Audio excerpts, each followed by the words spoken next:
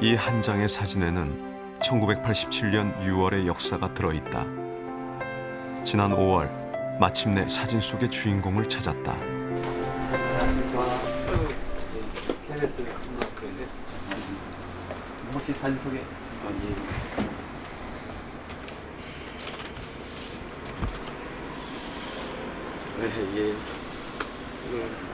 여기 이번이십니까? 네.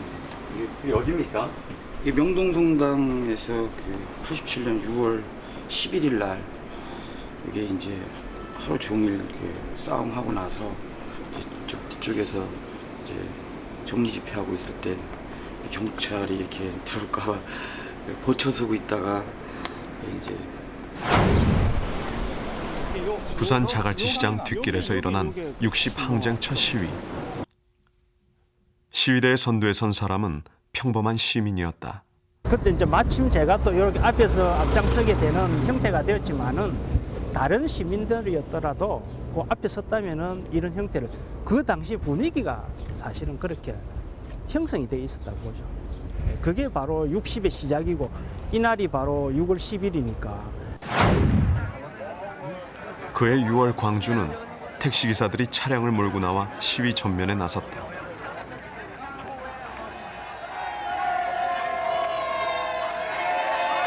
그 방어막을 뚫고 또 들어왔어요. 그러니까 들어오니까 마치 시민들이 막 우리와 같은 막 함성을 저지르면서 상당히 지금도 그 생각해 보면 그러한 용기가 어디서 나왔는가 싶고. 한반도의 최남단 서귀포에서도 가두 시위가 일어났다. 서귀포에서는 최초의 어떤 반정부 시위이기 때문에 무서워서 옥상에서 이렇게 숨어서 본 사람도 있고요. 재밌는 일이 많았습니다.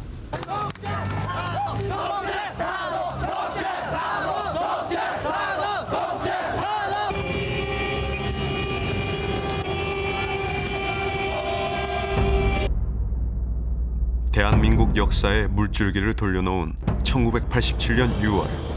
그 뜨거웠던 여름날의 거리에는 이름 없는 수많은 사람들이 있었다.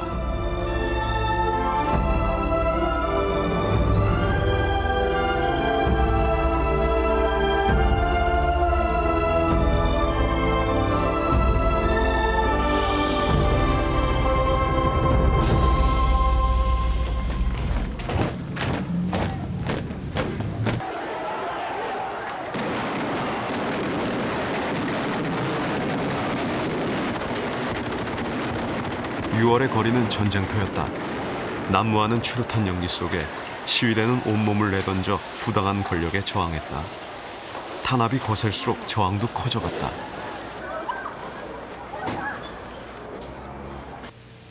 국민 여러분께서도 아시다시피 최근 일부 야당 정치인, 종교인과 제야 불순 세력 및 좌경 운동권이 소위 민주헌법 정치 국민운동본부라는 불순 단체를 조직 6월 10일 서울 도심과 전국에 걸쳐 동시에 이른바 박군 사건 규탄 및 호헌 철폐 국민대회라는 불법 군중 집회 및 시위를 획책함으로써 극도의 사회 혼란을 유발하고 국법 질서를 파괴하려 하고 있습니다. 60 대회를 앞두고 치안 당국은 삼엄한 경계 태세에 돌입했다.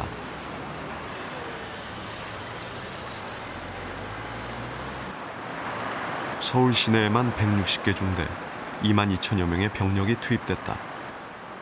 그렇게 꽉 막히는 분위기였는데 6월 10일 앞두고는 뭔가 술렁술렁거렸어요. 이게 좀 뭔가 일이 날 것 같은 그런 분위기.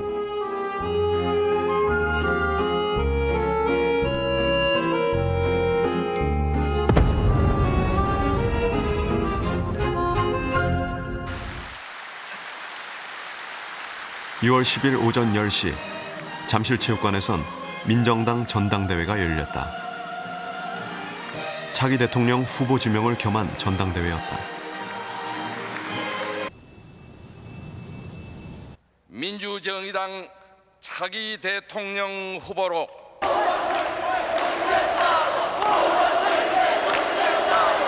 노태우 후보가 선출되었음을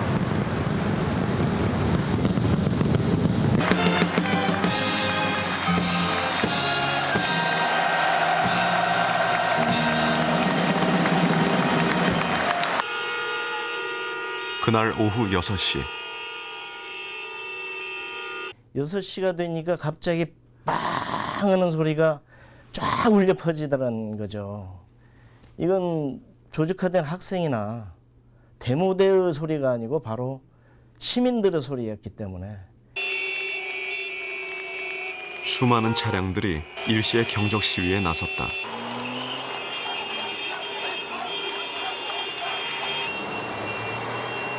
이날 서울 시내에선 크고 작은 시위가 30여 군데에서 전개됐다.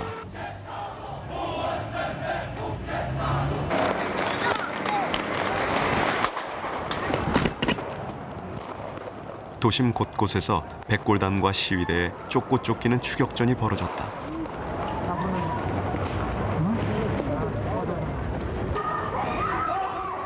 시민들의 호응은 예전과 달랐다. 백골단의 진압에 항의하는 용감한 시민들도 있었다. 옛날 백골단에 그랬죠. 막 몰려고 그래도 사람들이 겁을 안 내고 계속 옆에서 막 부쩍 서가지고 지켜보고 이 눈초리 같은 게 달랐어요. 그러다가 이제 태계로에서 보니까 뭐 이 스님들, 제 당시 저한테는 충격이었죠. 스님들이 나와서 앞에서 뭐 시위를 주도하더라고요. 스님들도 독재 정권에 맞서는 시위 행렬에 참여했다.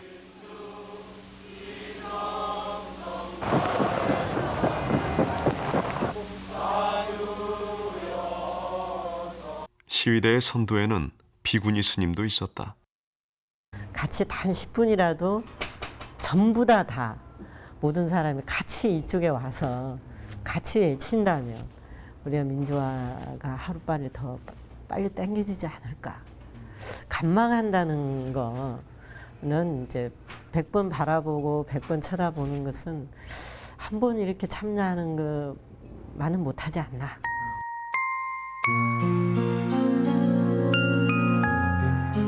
당시 거리 시위에 참여한 시민들은 그날을 지금도 생생히 기억하고 있다. 치약 붙이고 코에다 치약을 붙이고 이제 그렇게 다녔는데 지금 생각해도 뭔가 이뤄내지 않으면 안 되겠다는 어떤 그런 것들. 이거는 정말 이렇게는 우리가 살 수 없다. 그런 마음들로 뭐 누가 나오라고 해서 나오겠어요?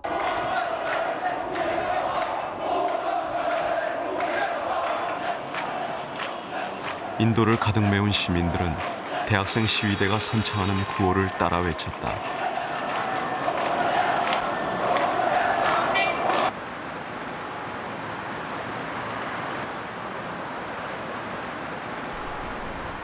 그날 부산 가톨릭센터 앞길은 이른 아침부터 사람의 행렬로 장사진을 이루었다.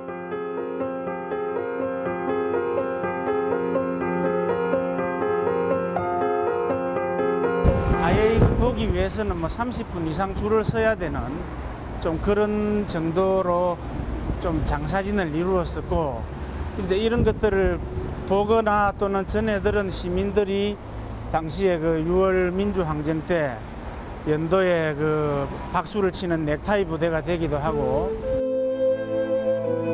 그때 부산 가톨릭센터에서는 5.18 광주항쟁 사진전이 열리고 있었다. 사진을 본 부산 시민들은 경악했다.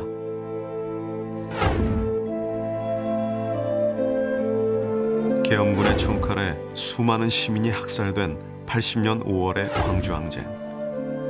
핏빛 사진이 증언하는 광주의 참상은 부산 시민들의 가슴에 불을 당겼다. 정말 충격이고 이것이 우리나라에서 정말 현실로 일어난 일인가, 또는 그러니까 국민 전체를 생각하고 보호하는 정부 차원에서 과연 시민들에게 할 수 있는 일인가, 뭐 믿고 싶지가 않았고. 광주 학살에 대한 의문과 광주 학살 참상에 대한 어떤 그 진짜 목격, 거기서 어떤 인간이 양심적으로 집에 들어 누워 있겠어요. 그 참혹한 걸 눈으로 봤는데. 거리로 나선 시위대는 부산 시내 곳곳에서 대열을 형성해 60대회장으로 향했다. 60대회장으로 통하는 모든 길은 전투경찰이 차단하고 있었다. 자갈치 시장 앞에서 막힌 시위대의 일부가 이동하기 시작했다. 자갈치 시장 뒷길에서 벌어진 이날의 첫 시위는 시민과 대학생이 나란히 앞장서 대여를 이끌었다.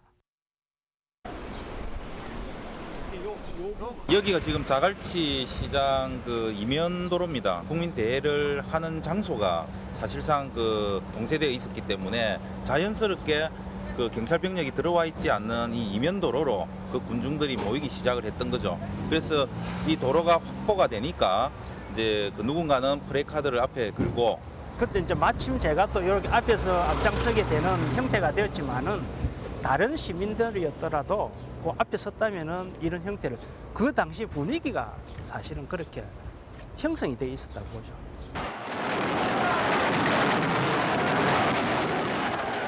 막 도망가고 그러는데 그 생선 파는 아주머니들한테로 막 도망을 갔어요. 그러니까 우리는 체류탄을 맞았고 전경련을 잡으러 오고, 그러니까 그 처음부터 급하니까 생선물을 가지고 막 얼굴을 막 씻었던 그 기억이 지금도 생각하면, 그 잠깐 그 생선물로 세수하고 이렇게 하면서도 다시 그 대열이 흩어진 게 아니라 다시 또 모아졌거든요.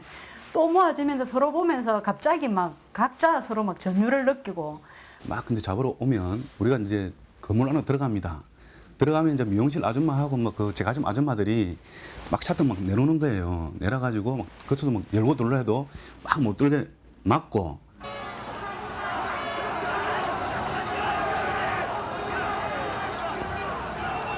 붙잡히면 구속된다는 걸 알면서도 사람들은 거리로 나왔다. 일반 시민들의 참여도 점점 늘어갔다. 저도 이제 막 직장 생활을 첫 시작할 때라 가지고 야, 이렇게 하다가 잡히면은 뭐 직장도 못 다니지 않는가, 사실 뭐 솔직히 이제 겁도 났고요. 이제 처음에 할 때는 이렇게 시민들하고 학생들이 떨어져 있었지만 차츰 이제 가면 갈수록 시민들이 동조하고 뒤에서 이제 박수 치다가 저도 모르게 어느 순간에 그 대열 안에 들어가 있더라고요. 광주 항쟁에 대한 여러 가지 사진, 비디오 이런 걸 봤고, 거기에 대한 분노감, 또 권인숙 송고문 사건이 있었고 박종철 물고문 사건이 있었습니까? 거기에 대한 분노감이 항상 가슴에 억누르고 있는 상태에다가, 박종철이 같은 경우는 또 연고가 또 부산이고 이러니까 많은 시민들이 그 부분에 대해서 한편으로는 슬프고 한편으로는 어떤 뭐 그 정권에 대한 분노 이런 것들이 있으니까. 그해 1월 경찰의 물고문으로 숨진 박종철은 부산의 아들이었다. 은폐될 뻔한 죽음의 진실이 밝혀지면서 부산의 분노가 터져나오기 시작했다. 경찰이 추도 대회를 무산시켰지만 물러서지 않았다. 시작을 하자마자 막 그 사과탄이라든지 체류탄을 던져가지고, 그 당시 제 생각에는 막 더 이상 그 물러설 곳이 없다든지 생각할 여유가 없이 그 자리에서 나는 여기서 내가 뭐 어찌 되든지 여기서 이제 아무 생각이 없었습니다. 나는 이제 더 이상 도망가지 않겠다. 6월 10일 저녁 7시 서울의 한 호텔 연회장에선 민정당 대통령 후보 지명 축하연이 벌어졌다.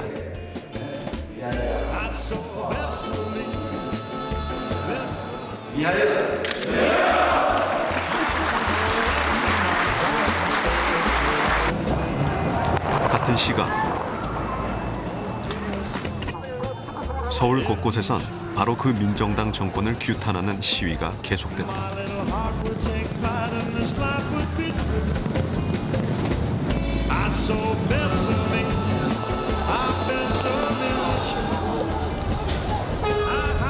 그러다가 이제 사실 저 명동성당까지 몰려가게 된 겁니다. 거기서 가까우니까. 그때는 전 지를 몰랐고 골목골목을 밀려가다 보니까 성당이 나오더라고요. 사람들이 명동성당이라고. 그렇게 시작이 되었죠. 그날 밤 항쟁의 불씨는 명동성당으로 옮겨갔다. 밤늦게까지 경찰에 쫓기던 시민, 학생 800여 명이 명동성당으로 모여든 것이다.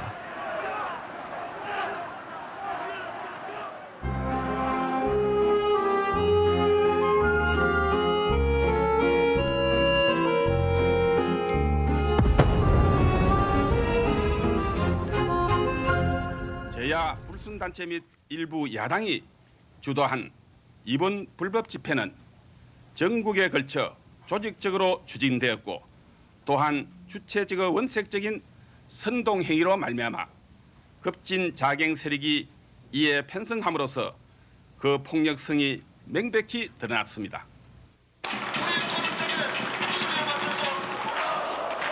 11일 아침 명동성당 시위대는 집회를 마치고 해산할 예정이었다.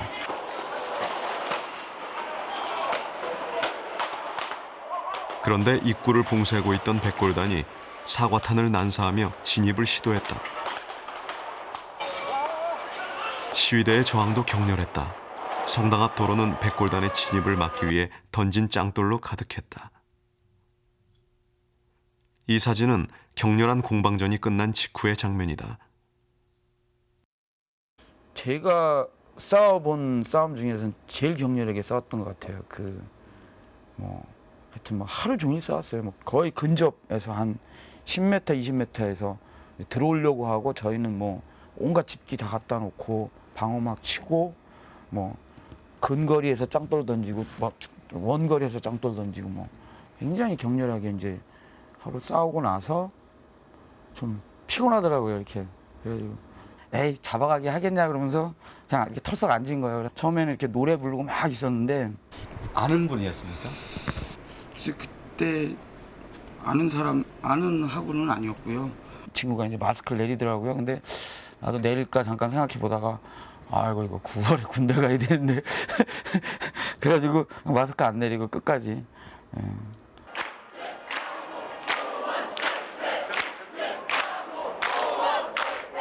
경찰의 봉쇄로 예정에도 없던 농성이 시작됐다. 명동성당 농성대가 처한 어려움은 시민들의 보호 본능을 자극했다.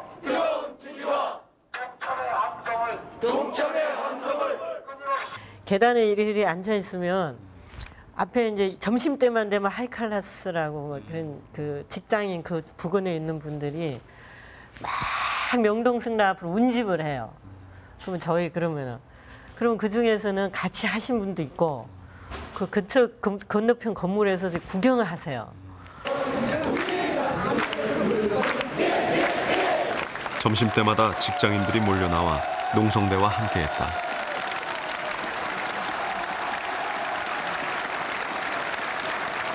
명동 거리를 가득 메운 넥타이 부대의 등장은 예상치 못한 것이었다. 그 행렬은 놀라움 자체였다. 와 하면서 나와요. 저희는 깜짝 놀랐습니다. 왜냐하면 처음에는 그게 백골단인 줄 알았거든요.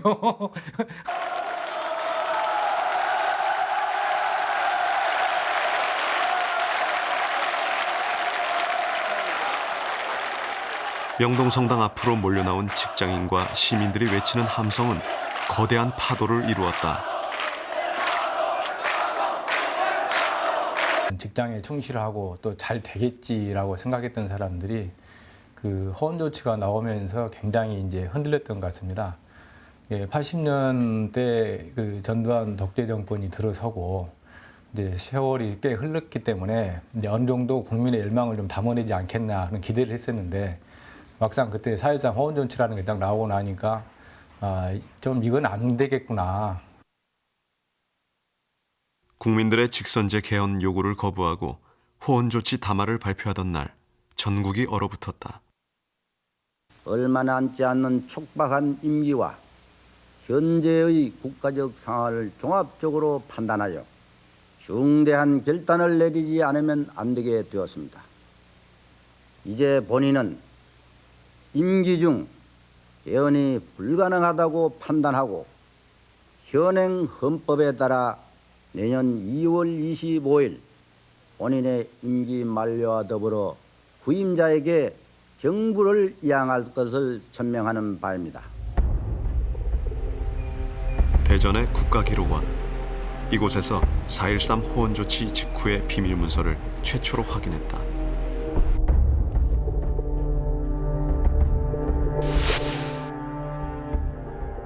국무총리가 후속 조치를 지휘했다.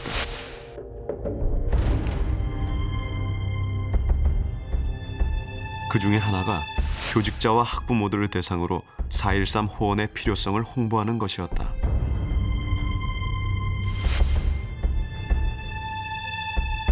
전두환 대통령의 편지도 확인할 수 있었다. 미국의 레이건 대통령에게 보낸 편지에서 국민의 절대 다수가 4.13 호원 조치를 지지한다고 강조했다. 그러나 바로 그 국민들은 거리에 있었다.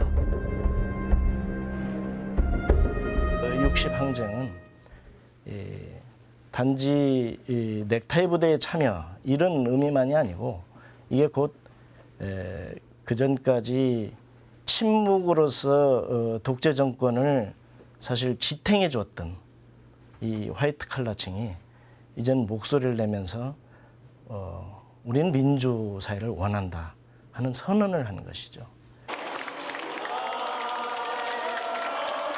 넥타이 부대는 시위의 전면에 떠올랐다. 저마다 촛불을 들고 민주화를 염원했다.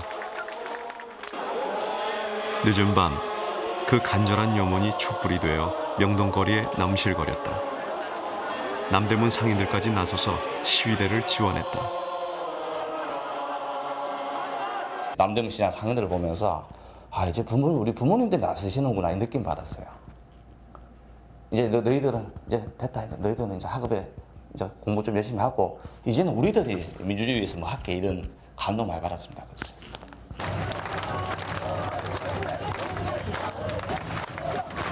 6월 15일 5박 6일간의 명동성당 농성이 끝났다.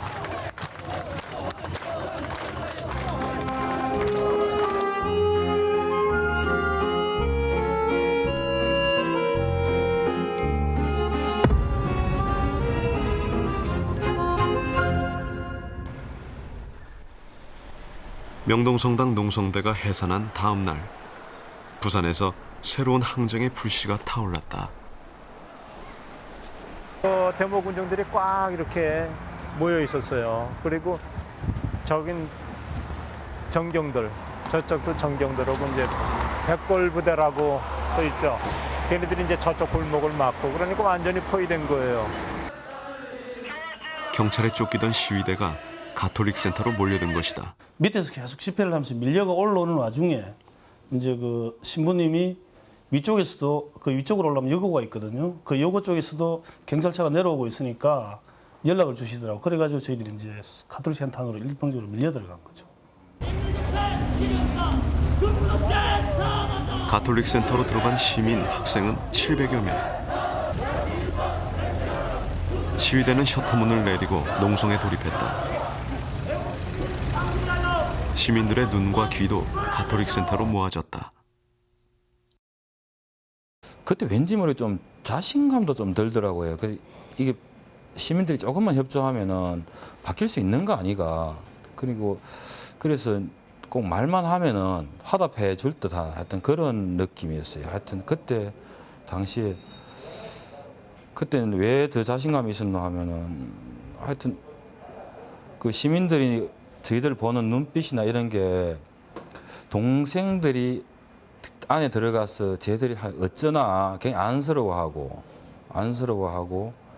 그래 하여튼 그 무언가를 들어주려는 듯한 그런 게 역력했어요. 요 앞쪽으로 이렇게 쭉 경찰들이 쓰고 있고 이 바깥쪽으로 이렇게 사람들이 이렇게 서가지고 이제 구경하고요. 저 이제 위쪽에는 보면은 이제 학생들이나 시민들이 이제 고함을 치죠. 벌써 그때는 농성을 오래 하다 보니까 목소리들이 다 지쳐 있었지만은 위에서도 유인물도 뿌리고 간혹씩 저 밑에 있는 우리 시민들도 이렇게 이제 박수를 치고 이렇게 동조를 했습니다. 그러면 또 경찰들이 또 이렇게 옆에서 또 무전기를 들고 와가지고 통제를 하는데 그래도 뭐 아무도 그 자리를 떠나지 않고 사람들이 이렇게 끝까지 지켜보는 그런 장면들. 그날 이후 농성이 시작된 부산 가톨릭 센터는 명동성당에 이은 새로운 항쟁의 구심점이 되었다.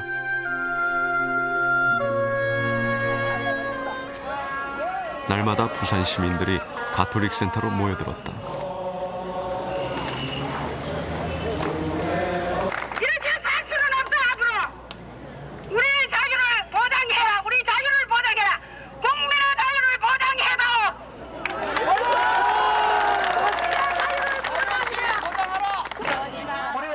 이제 가톨릭 센터 앞 시위대열에는 학생들보다 시민들이 더 많았다.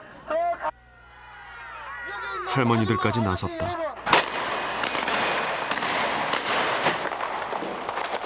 할머니, 할아버지들에게도 최루탄은 날아들었다.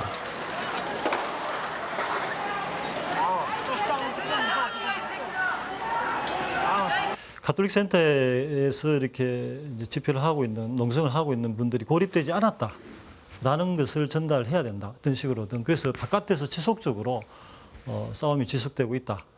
그래서 같이 힘내자. 그런 차원에서 가톨릭 센터 앞에서 지원 집회도 했고. 시민들은 시위에 동참할 뿐만 아니라 농성대를 물심양면으로 지원했다. 식사를 전담해준 시민도 있었다. 뭐 어떻게 해야 되겠다는 생각 없이 같이 그냥 이제 솥 걸어 놓고 국 끓이고 이제 간단하게 할 국밥이니까. 농성장에는 매일같이 격려와 지원이 답지했다. 식량과 의류, 약품은 남아돌았다. 지원 물품에는 민주화를 꼭 이루자는 시민들의 간절한 마음이 담겨 있었다. 저희들 외부 물품이 들어오면 빵, 우유 같은 거를 이렇게 나르는 그런 조였었어요. 그래서 빵이나 이런 것들이 굉장히 많이 남아가지고 먹고도 남을 만큼 많이 들어왔었거든요. 그렇지만 매 때마다 각기 들어오는 종류가 다를 때마다 굉장히 좋아하던 국제시장 상인들 그리고 우리에게 정말 편지 하나에 자기 도시락까지 보내준 여고생 그다음에 정말 미안해하면서 사죄의 편지와 함께 돈 뭐 아주 적은 돈이었어요. 한 1,000원 얼마인가 뭐 이런 정도 되는 돈을 같이 보냈던 전투경찰 이런 사람들은 도저히 잊을 수가 없죠. 당시 농성대가 머문 가톨릭 센터 강당. 200명 정도 들어갈 수 있는 곳이다. 정말 잠 그래봐야 잠도 저기서 잤고 뭐 잠은 꼭 고정된 건 아니지만 저는 주로 저기 있었습니다. 왜냐하면 저는 일반학우였고 너무 몰랐었기 때문에 여기서 그 말씀하시는 뭐 얘기라든가 또는 노래라든가 이런 게 너무너무 금방금방 다가오는 거예요. 그래서 한 마디도 놓치지 않고 또 한 구절이라도 정확하게 좀 내가 불러줘야만이 시민들도 같이 좀 자랑스럽게 크게 목청껏 부르다 싶어서 저 주로 앞쪽에 제가 앉아 있었습니다. 그때 400명 가까운 사람들이 여기에 빽하게 들어차서 정말 그 어려운 여건에서 다들 서로 양보하고 협조하고 하면서 힘을 줬던 그 정말 따뜻함과 열기 이런 것들이 정말 새삼 기억에 많이 남아요. 다시 그럴 수 있을까 싶을 만큼.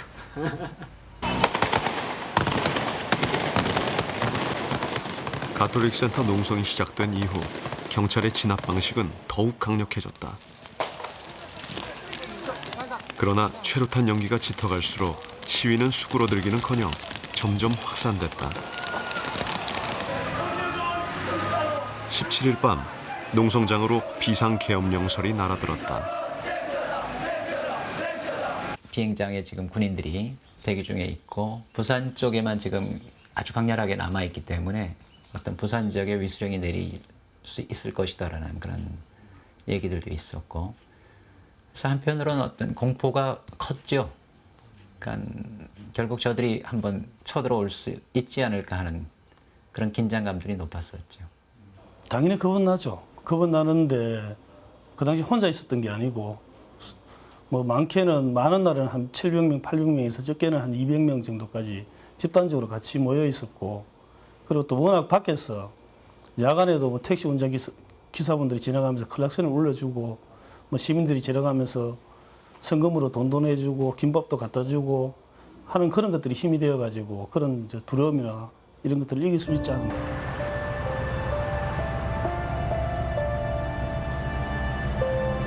싸워야 한다는 의지와 공포가 엇갈리며 6월 18일이 다가오고 있었다.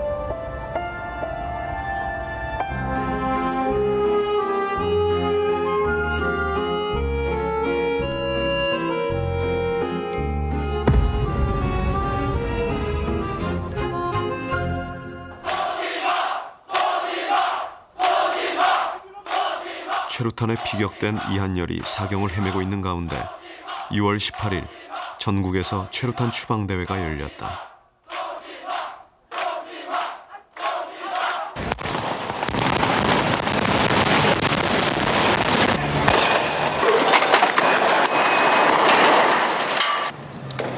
진압경찰은 맨몸의 시민들을 향해 이날도 무차별적으로 쏘아댔다.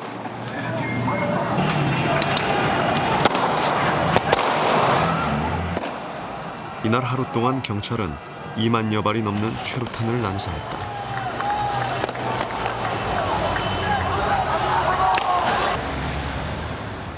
최루탄 희생자가 속출했다. 각 대학의 의대생과 간호대생들이 가두 진료단을 조직해 부상자 치료에 나섰다.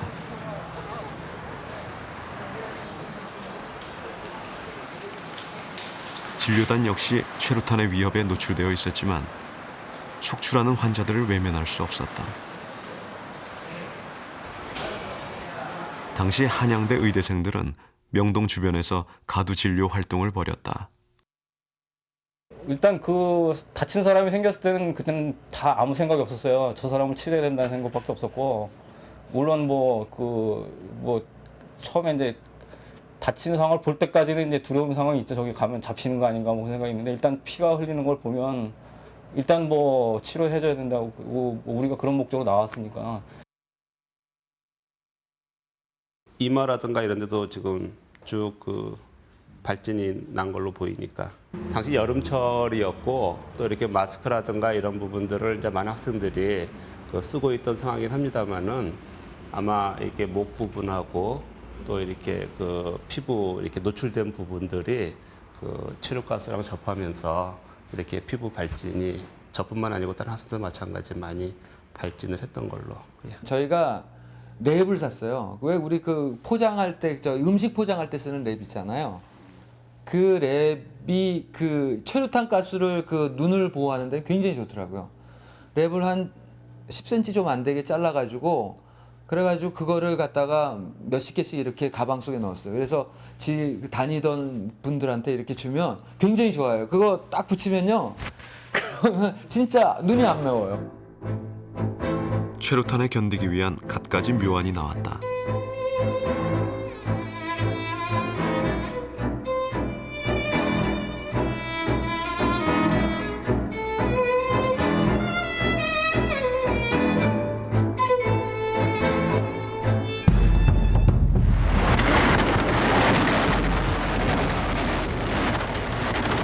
(6월 18일) 최루탄 추방대회 참가자는 전국 26개 지역 100만여 명으로 추산된다.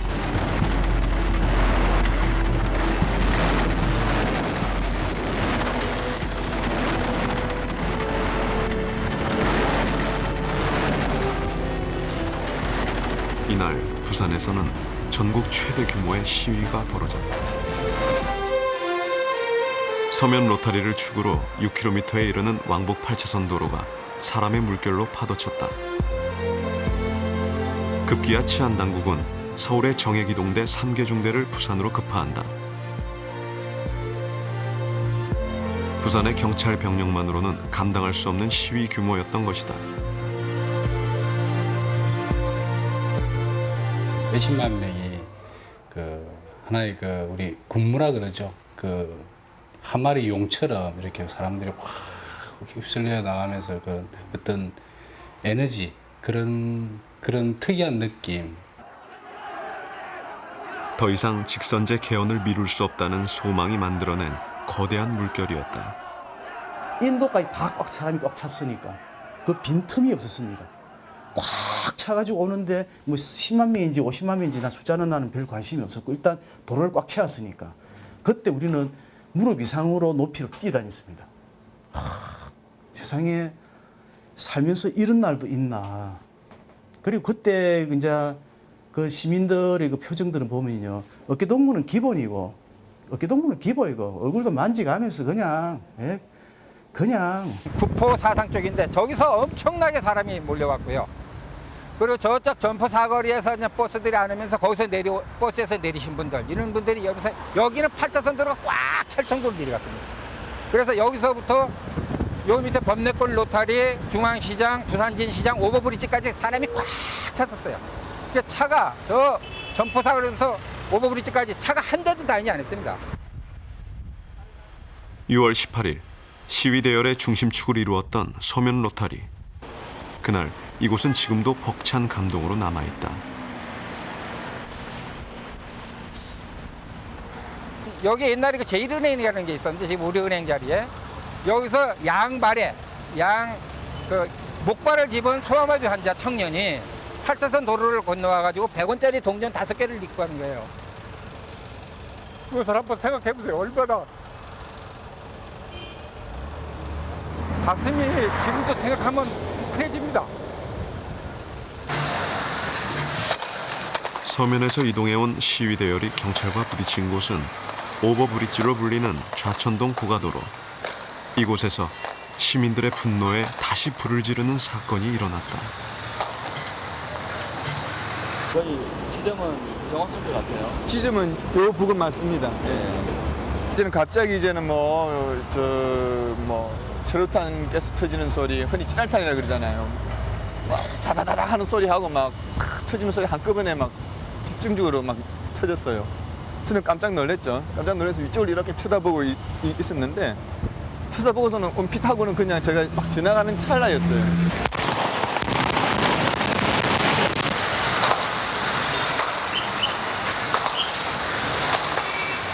점집 가는 길이었어요. 가는 길에 막 툭 떨어지더라고.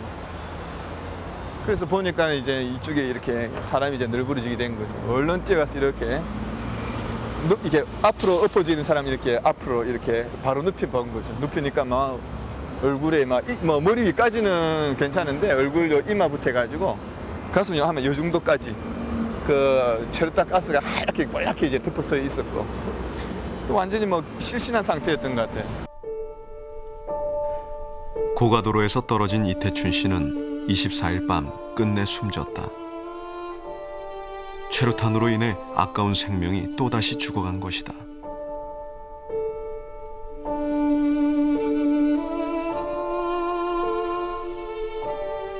평범한 사람들의 삶에서 사랑하는 사람을 빼앗아가는 폭압의 시대는 온순한 사람들을 투사로 만들었다.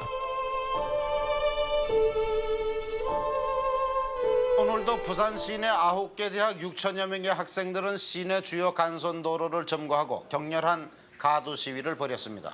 그 밖에 대구, 마산, 광주, 대전, 원주 등지에서도 격렬한 시위가 있었습니다. 부산의 시위 양상은 더욱 격렬해졌다. 19일과 20일, 이틀에 걸쳐 비가 내렸지만 항쟁은 계속됐다.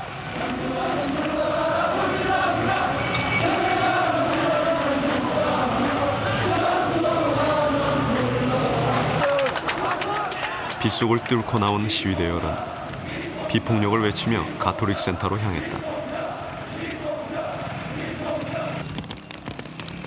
도로를 가득 메운 경찰 병력이 시위대를 막아섰다. 이젠 최루탄도 시민들의 발길을 묶을 수 없었다.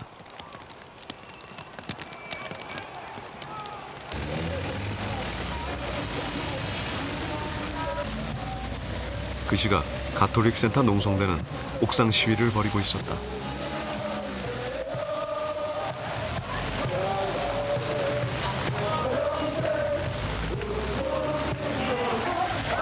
시민들도 농성대의 노래에 화답했다.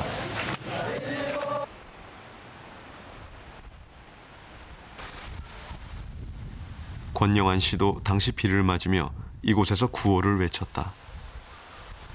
저희들이 외치면 밖에 시민들도 합세해서 했고 또 그중에서 몇몇 전경들은 저희들 구호에 맞춰서 발을 이렇게 리듬도 맞춰주고 했습니다. 그래서 그분들이 저희들을 이해하고 있구나.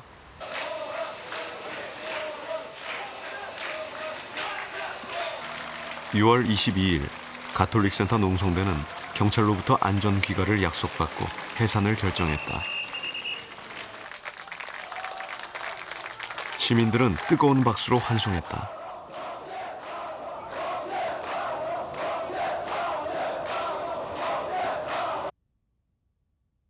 우리는 이겼다라고 생각을 했어요. 그리고 저들이 그런 농성을 아무 조건 없이 다 해제해주고 풀어주겠다라는 것은 이미 저들이 개헌적으로 가려고 마음을 잡았다라고 느꼈기 때문에 다들 승리한 기분이었죠. 그러니까 승리하고 돌아간다. 어쨌든 간 이제 해산할 때 시민들이 박수도 치자고 하니까 좀 고무도 사실 됐었죠. 우리가 그 큰일을 한 것처럼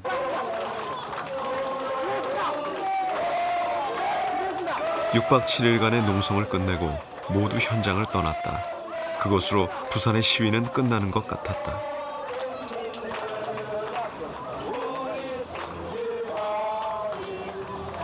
그런데 불과 몇 시간 뒤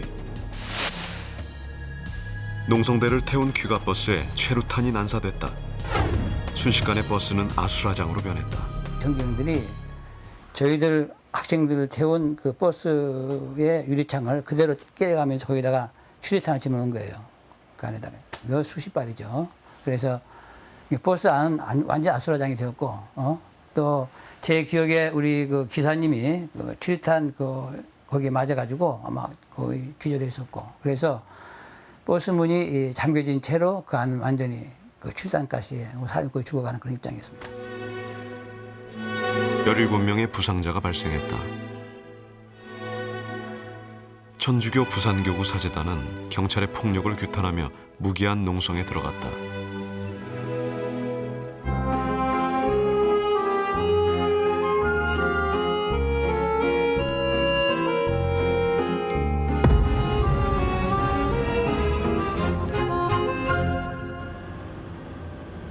부산 농성대가 해산하던 날, 서울의 정액이동대 이계중대가 광주로 급파됐다. 이때부터 광주의 시위가 격화됐기 때문이다. 여기가 완전히 통제선입니다. 통제선. 어떤 차량이라도 한 대 지나갈 수 없는 경찰들과 철통 같은 통제선인데 그 통제선을 뚫는 것이 목적이었어요. 6월 23일 광주의 택시기사들이 일제히 차량 시위에 나섰다. 전남도청으로 가는 것이 목표였다.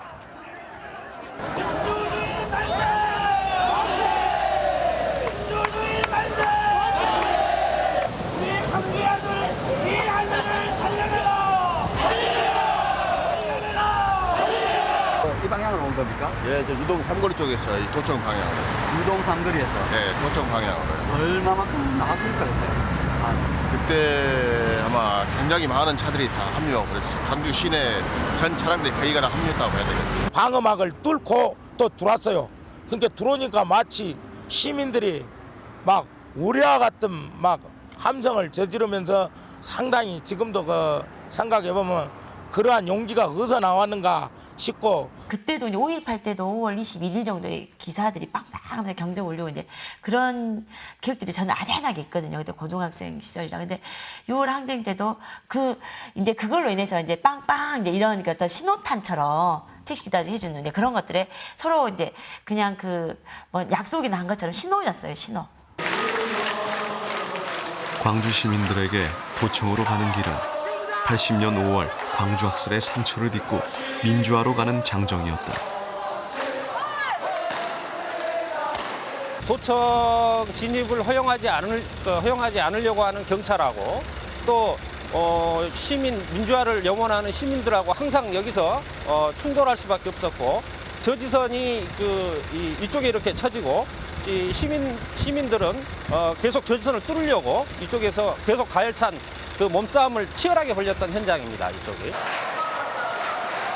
최루탄이 동이 날 정도로 경찰의 처지는 필사적이었다.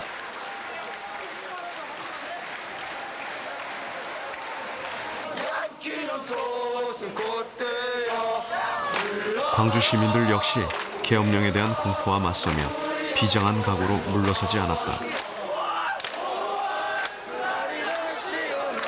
군부가 다시 나올라 한다. 그 군부 계엄이 또 군부에서 다시 계엄을 하려한다는 그런 설도 많이 있었어요. 그래서 여기에서 우리가 주저하면 안 된다. 혹시 계엄령이 또 일어날지도 모르고 또 비상조치를 내릴지는 모르니까 그 행동강령까지 저희들이 내렸어요. 만약에 비상계엄령이 내린다면 우리는 도청이로 시민들 다 참여하십시오. 시장 부근 주택은 모두 대문을 개방하십시다. 예? 왜냐하면 어머니가 백골단들에게 쫓기면은 문을 열어줘야 숨을 거 아닙니까? 그래서 문을 개방합시다 합니다. 사복지위에 연행될 경우 구타를 당하게 되니 자신을 보호할 수 있는 어떤 마음을 가집시다.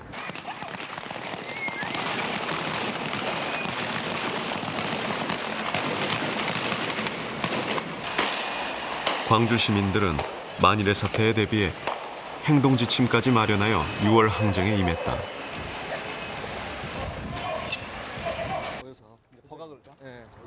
시위가 끝난 뒤 서로의 안전을 확인하기 위해 친구들끼리 모이는 아지트도 있었다. 오후 2시에 모였어야 돼요.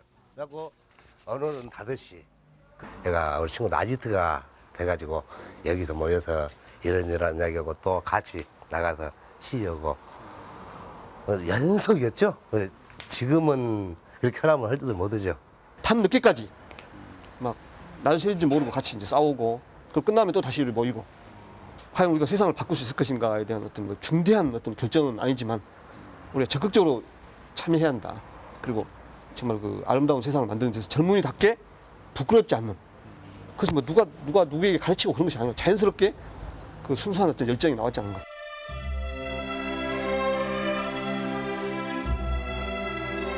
다른 지역에선 시위가 잦아들고 있을 때 광주는 더욱 격렬해졌다. 시위대는 여러 차례 경찰을 무력화시키기도 했다. 고등학생들도 시위 대열에 가담했다. 저는 이제 너무 어렸기 때문에 그런지만은 제 어렸을 때 제 느낌 자체는 그 가지고 있던 한이 막 터져 나온 것 같아요. 이제는 어떤 그 계기로 그게 이제 특히 광주가 더 열심히 투쟁했다 이런 건 아니지만은 전국적으로 했지만은 어떤 광주에서 어떤 그 모범 내지는 그 광주 시민 여러분들이 보여주셨던 것들은 그런 것 같아요. 그 맺혀왔던 한들이 더 이상 가면 안 될 것 같은 계기가 왔는데 그때 그 87년 6월을 계기로 터져버린 것 같아요. 날이 갈수록 시위 인파는 늘어났다. 광주는 5월의 한을 딛고 6월 민주항쟁의 주역으로 일어섰다.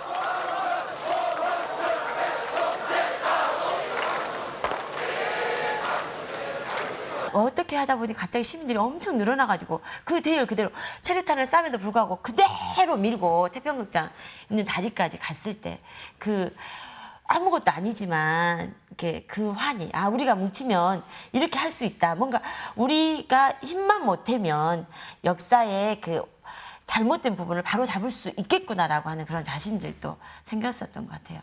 아마 내 생각에는 한 못해도 한 2, 3천 명. 그 숫자가 밀고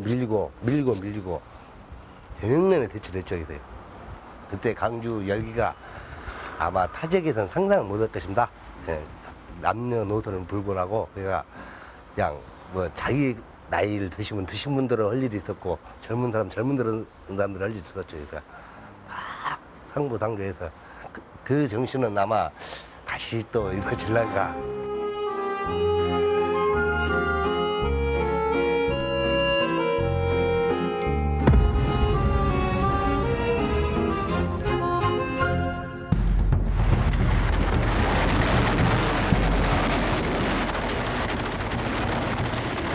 6월 항쟁의 불꽃은 마치 단풍이 남아하는 것처럼 나무로 확산되어 갔다.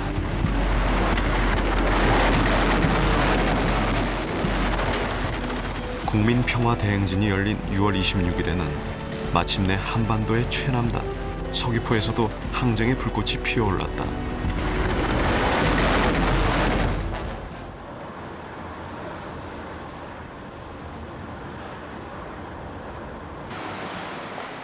서귀포에서 첫 시위가 벌어진 곳은 서귀포 시장 앞. 태극기입니다, 이게. 태극기를 이제 들고서 앞장서려고 하는 찰나의 사진이 포커스가 맞춰진 것 같아요.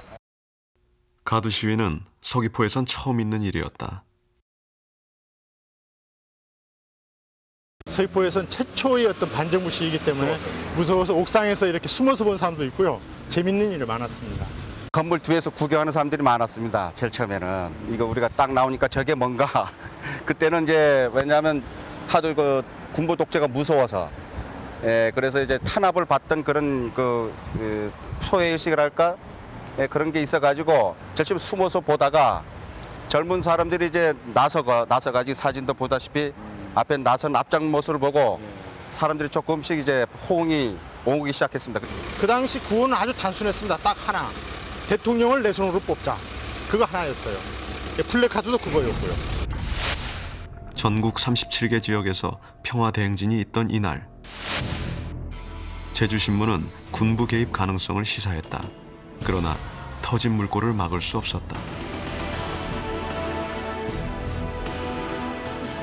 제주에서 첫 가두 시위가 벌어진 것은 6월 21일. 시위는 제주대학 학생들이 주도했다. 이게 시간이 지나면 지날수록 계속 사람들이 늘어났어요. 그리고 그 양쪽 대열이 남은 노타리에서 처음 이렇게 봤는데 진짜 가슴이 뭉클하고 저도 모르게 눈이 이렇게 뜨거워지는 거를 느꼈어요.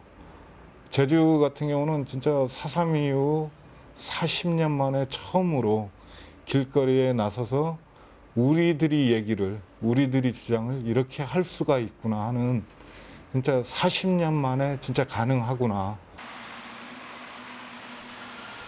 6월 26일에는 1만여 명의 시민, 학생들이 중앙 로타리를 가득 메웠다. 이 자리에서 제주도민들은 그동안 가슴에 묻어두었던 이야기를 풀어놓았다. 시국선언 발표도 하고 뭐 같이 박수도 치고 그다음에 시민들한테 자유 발언 시간 줘가지고 할머니도 나와서 여기 말씀하시고 아저씨도 말씀하시고 장사하시는 분도 나와서 거기는 전부 상가들이었거든요, 주변이. 그래서 장사하시는 분들도 자기 말씀하시고 그래서 그야말로 어떤 축제까지는 아니겠지만 그런 어떤 토론회장도 되면서 40년 전에 제주 땅에서 벌어졌던 수많은 억울한 죽음, 그 학살, 이제는 4.3도 진상규명이 돼야 되고 그 억울한 죽음에 대한 어떤 해원이 있어야 된다 하는 말들이 바로 그때 그 6월 항쟁 시기에 중앙로에서 처음 나오게 됩니다. 4.3 학살 이후 제주 사람들은 거리로 나서는 것 자체가 공포였다. 잡수를 처음 하는 사람의 심정이라는 건요, 그건 말로 설명 못해요. 진짜 붙잡혀 갈까봐 겁난 걸 떠나가지고 처음에는 이제 학생들 위주로 가다가 그다음부터 시민이 동참하기 시작한 거예요. 그러면서 여기 시위를 할 때는 거의 뭐 몇만 명이 된 거죠. 이 안에 가득 차면은 그 정도 되지 않겠습니까?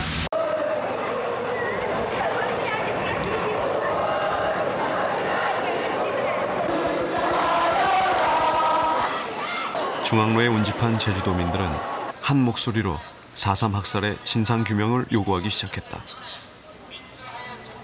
공권력도 어쩔 수가 없겠더라고요. 그 상태에서는.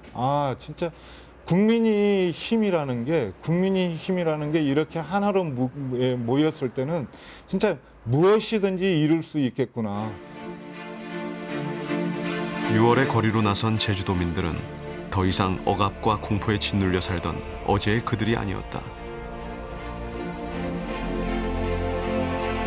6월 항쟁을 거치면서 제주도민들은 뿌리 깊은 상처의 강을 건넜다.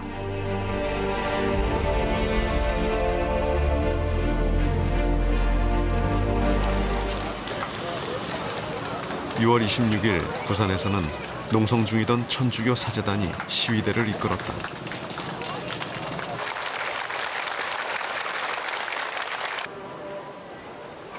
평화대행진은 전국에서 100만여 명이 참가했다.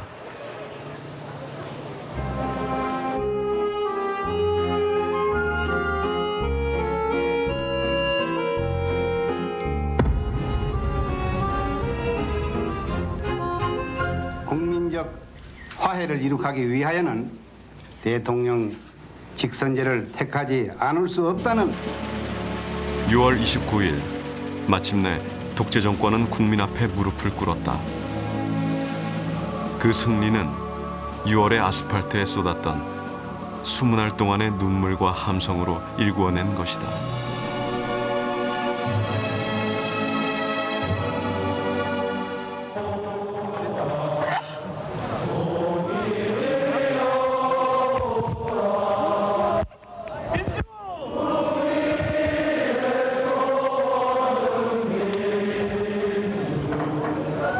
이게 막 파도 치는 느낌이었어요. 그 민심의 파도라 그럴까?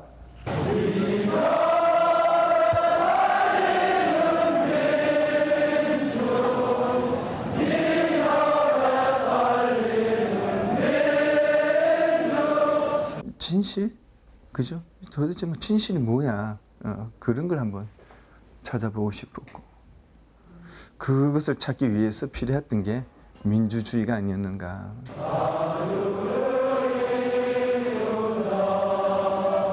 대한민국은 민주공화국이다.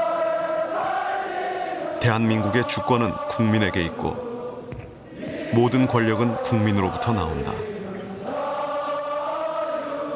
그 당시에 주인공은 국민이죠. 주인공은 어느 누구도 아닌 국민입니다.